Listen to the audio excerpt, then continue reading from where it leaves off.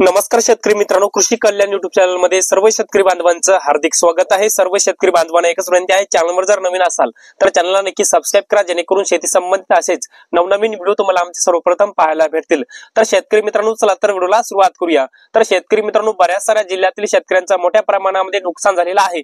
त्यामुळे शेतकऱ्यांच्या मनामध्ये आता एक प्रश्न निर्माण झालेला आहे, आता खरीप हंगाम 2025-26 चा आम्हाला पीक विमा भेटणार का? भेटणार तर कोणत्या जिल्ह्यामध्ये भेटणार, याचबरोबर हेक्टरी किती रुपये भेटणार आणि कोण्या कोण्या पिकाचा पीक विमा आम्हाला भेटणार, या संदर्भामध्ये संपूर्ण जिल्ह्याने माहिती घेण्याचा प्रयत्न करणार आहोत।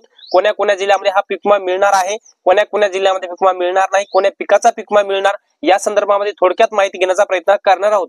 तर नमस्कार, मी ज्ञानेश्वर सवंडकर स्वागत करतो कृषी कल्याण युट्यूब चॅनल मध्ये। सर्वांना एकच विनंती आहे, हे पीक विम्याचा अपडेट पाहण्याकरिता व्हिडिओ शेवटपर्यंत बघा। तर मित्रांनो, चला तर व्हिडिओला सुरुवात करूया। तर मित्रांनो, सर्वप्रथम कोणकोणत्या जिल्ह्यामध्ये या वर्षीचा पीक विमा भेटणार, त्या जिल्ह्याची नावे बघूया, कोण्या पिकासाठी भेटणार ते सुद्धा बघण्याचा प्रयत्न करूया। तर मित्रांनो, याच्यामध्ये आपण पाहतोय याच्यामध्ये कोण्या कोण्या जिल्ह्यामध्ये पीक विमा हा भेटणार, याची जिल्ह्याने यादी बघण्याचा प्रयत्न करणार आहोत। तर मित्रांनो, याच्यामध्ये छत्रपती संभाजीनगर असेल, परभणी असेल, हिंगोली असेल, नांदेड असेल किंवा बीड असेल, लातूर असेल, धाराशिव असेल, या मराठवाड्यातल्या 8ही जिल्ह्यामध्ये खरीप हंगाम 2025-26 चा पीक विमा भेटणार। आता कोण्या पिकासाठी हा पीक विमा भेटणार याची माहिती घेऊया। सर्वात जास्त पीक विमा हा शेतकऱ्यांना सोयाबीन या पिकाचा भेटणार, यानंतर कापूस या पिकाचा भेटणार, यानंतर तूर असेल, मूग असेल, उडीद असेल, या सर्व पिकाचा पीक विमा शेतकऱ्यांना भेटणार आहे। कारण की शेतकऱ्यांचं मोठ्या प्रमाणामध्ये या 8ही जिल्ह्यामध्ये या सर्व पिकांचं नुकसान झालेलं आहे। तर शेतकरी मित्रांनो, याच्या व्यतिरिक्त आपण जर पाहायला गेलं तर विदर्भ आणि पूर्व विदर्भातल्या आपण पाहतोय अकोला असेल, अमरावती असेल, बुलढाणा असेल, वाशिम असेल किंवा यवतमाळ असेल, या 5ही जिल्ह्यातील सुद्धा शेतकऱ्यांचा मोठ्या प्रमाणामध्ये सोयाबीन, कापूस, तूर, मूग, उडीद आणि खरीपाची ज्वारी या सर्व पिकांचं मोठ्या प्रमाणामध्ये नुकसान झालेलं आहे। त्यामुळे या सुद्धा पिकासाठी शेतकऱ्यांना पीक विमा मिळणार आहे।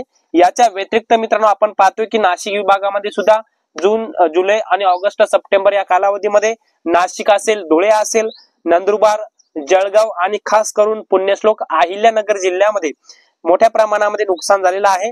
त्यामुळे या सुद्धा जिल्ह्यातील शेतकऱ्यांना खरीप हंगाम 2025-26 चा पीक विमा मिळणार आहे।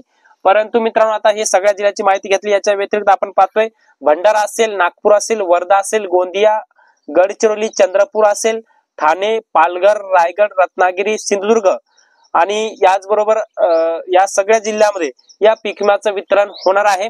परंतु आपण पाहतोय की सरकारने काही ट्रिगर मध्ये बदल केले। आता ते बदल केलेले ट्रिगर कोणते आणि कशा पद्धतीने आता पीक विमा मिळणार हे सर्वप्रथम सांगतो।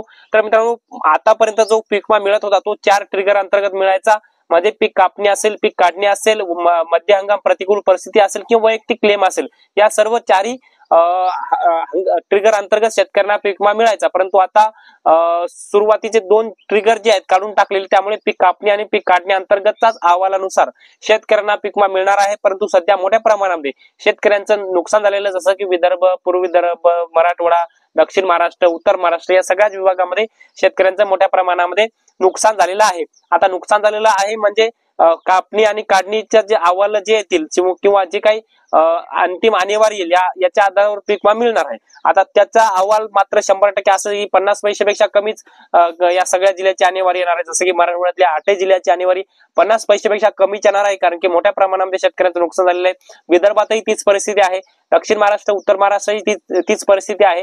त्यामुळे शेतकऱ्यांना पीक कापणी किंवा पीक काढणी अंतर्गत किंवा शेवटच्या ट्रिगर अंतर्गत जे काही नुकसान झालेलं जे आहे त्यानुसार शेतकऱ्यांना आता पीक विमा मिळणार। परंतु मराठवाड्यातल्या सगळ्या जिल्ह्यातील शेतकऱ्यांना पीक विमा मिळण्याची शक्यता 100% आहे, कारण की मराठवाड्यामध्ये मोठ्या प्रमाणामध्ये शेतकऱ्यांचं नुकसान झालेलं आहे।